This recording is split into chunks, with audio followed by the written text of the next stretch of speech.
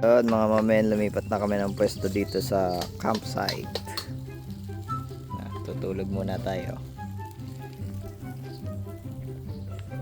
Sana? Ayun, yung tupperware. Sabay buhat, sabay. Yan mga mamen.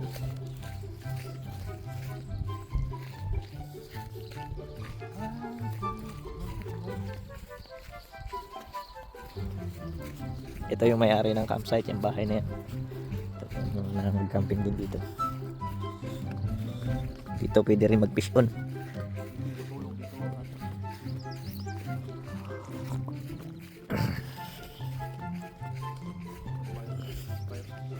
Oh, dito pwede to, public to eh. Ayun pala eh. Pwede pala magbato-bato rin. Ayun nga oh. Kaso ang daming bato, sabit yun. Sabit ang abutin natin dyan. Pwede pala tayo magbato dyan eh. 26 na ngayon? 26 sabit eh. Oo, sabit eh.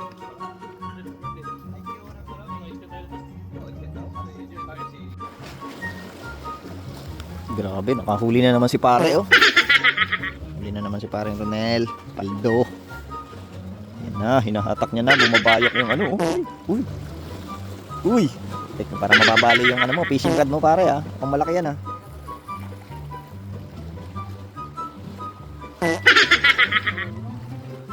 Uy, uy, uy. Ah, dalawa putik. Paldo. Wow. Grabe pre.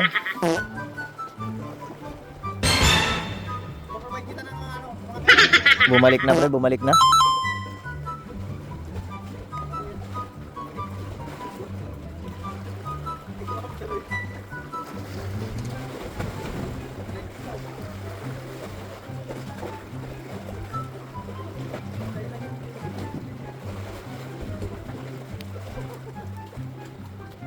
Lagyan na sa cooler yan.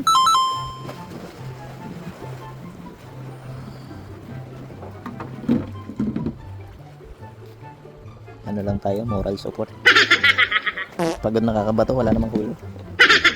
Yun oh. Paldo.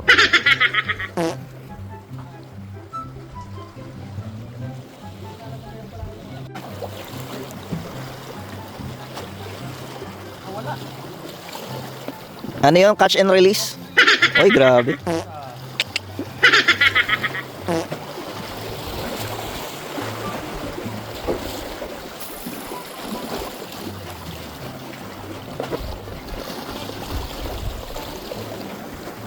Okay.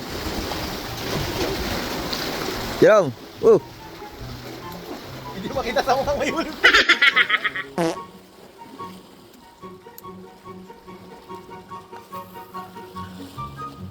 Para lang, para pre.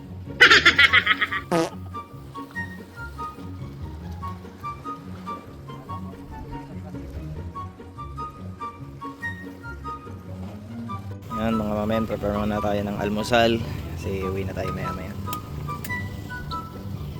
Peace yo.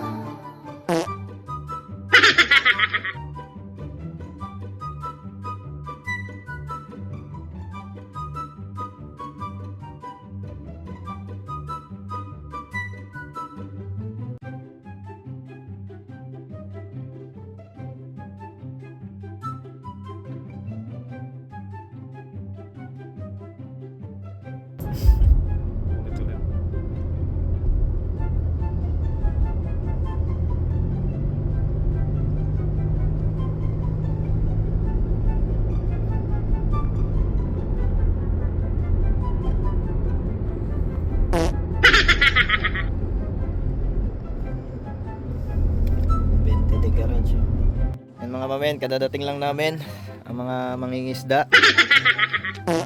Umalis kami doon ng 7:35 AM at nakarating kami ngayon ng 7 PM.